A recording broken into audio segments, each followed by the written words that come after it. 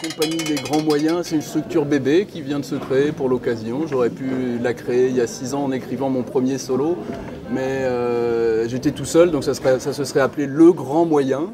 Mais là, c'est Les Grands Moyens, mais c'est un peu à mon image, quoi. Grand, moyen, long et fin, modeste et médiocre, et génial. Alors voilà, le projet, c'est une histoire entre Troyes et moi. C'est un triptyque de trio. Moi, je tournais un peu autour du pot des affaires publiques depuis un moment. Et là, je me suis dit, et si les criminels se mettaient en grève ?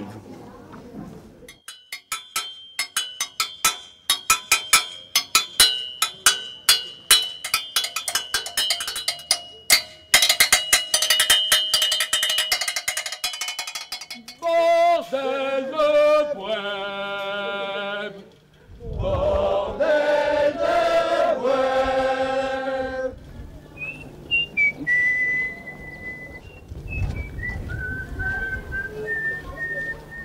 Bordel de poème, bordel de poème.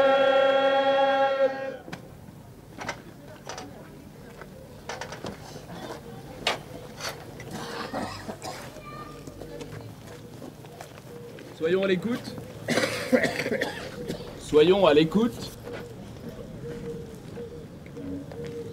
Restons groupés. Soyons à l'écoute.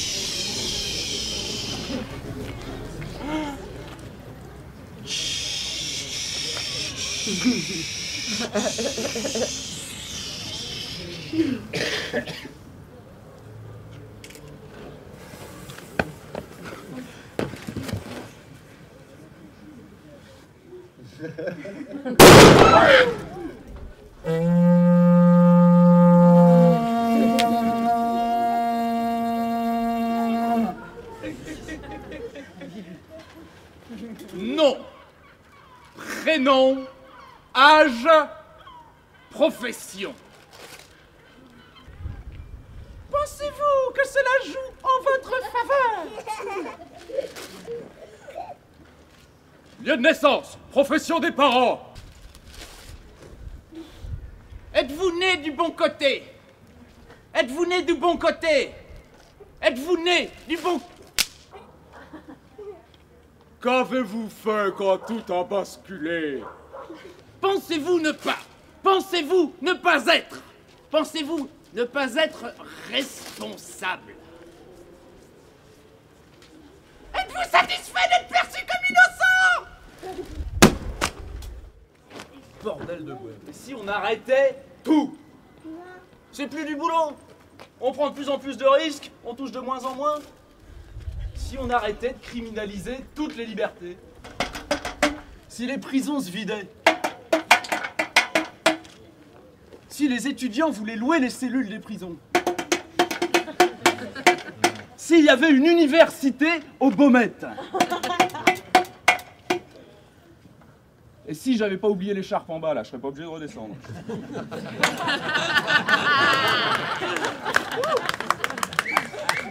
Bordel de boîte.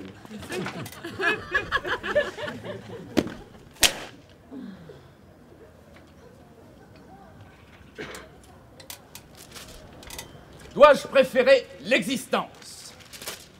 Dois-je préférer l'existence des juges? Dois-je préférer l'existence des juges ou dois-je préférer l'existence des juges ou l'exigence? Dois-je préférer l'existence des justes ou l'exigence des juges?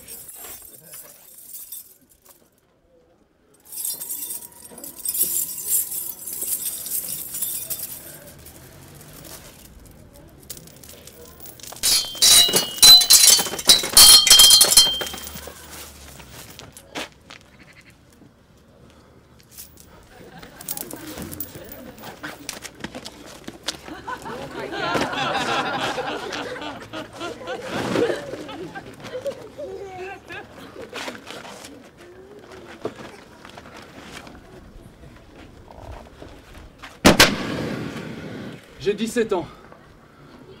Ça se passe à Rennes en 94, en février je crois.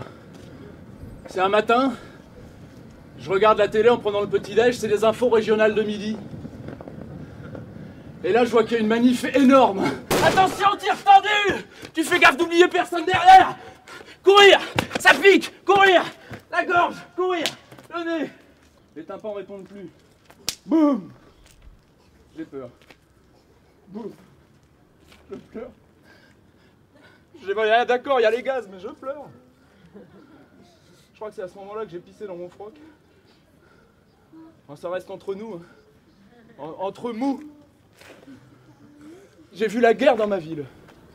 J'ai cru, du haut de mes 17 ans de naïveté, j'ai cru qu'on allait renverser le pouvoir.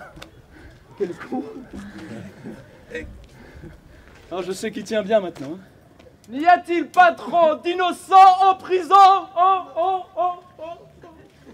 Ne risque-t-on pas la contagion? Ne serait-il pas plus honnête de purger une peine avant de commettre le crime?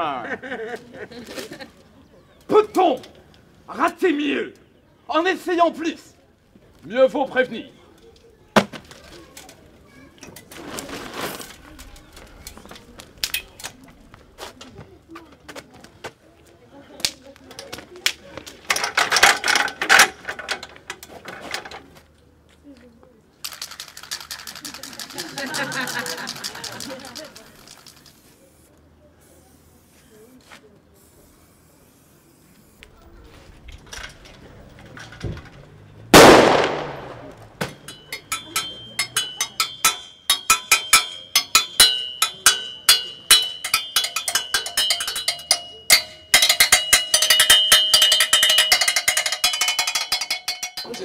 Une histoire entre Troyes et moi.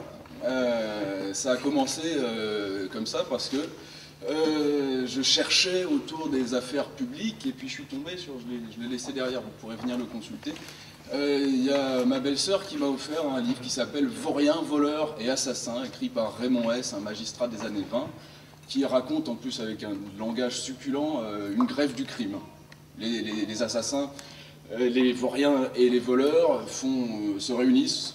Ils réunissent tout le syndicat du crime, ils disent c'est plus du boulot, on va faire une grève du crime. Donc pourquoi une histoire entre Troyes et moi? Parce que c'est un triptyque de trio. On a du coup évidemment 3 personnages, je vous fais les 3 trios que vous ayez une vision d'ensemble. État critique, sphère criminelle, grève du crime. Priorité à droite, là on est dans l'institution judiciaire, j'ai même dit justicière, où ben là c'est une panne de la justice, le juge n'a plus rien à juger. Et pourtant, il faut bien qu'il continue à bouffer. Et le 3e point de vue, c'est le tout un chacun qui n'en pense pas moins. C'est chacun d'entre nous. C'est la ménagère qui a besoin de choc, de scandale. C'est les journaux, les télés. C'est cette vente de la peur. On s'échange du scandale, de la peur et tout ça. Et puis là, bah, quand il y a une grève du crime, on se retrouve bien emmerdé et à essayer du coup de grossir des réalités pour pouvoir satisfaire ce besoin de mal.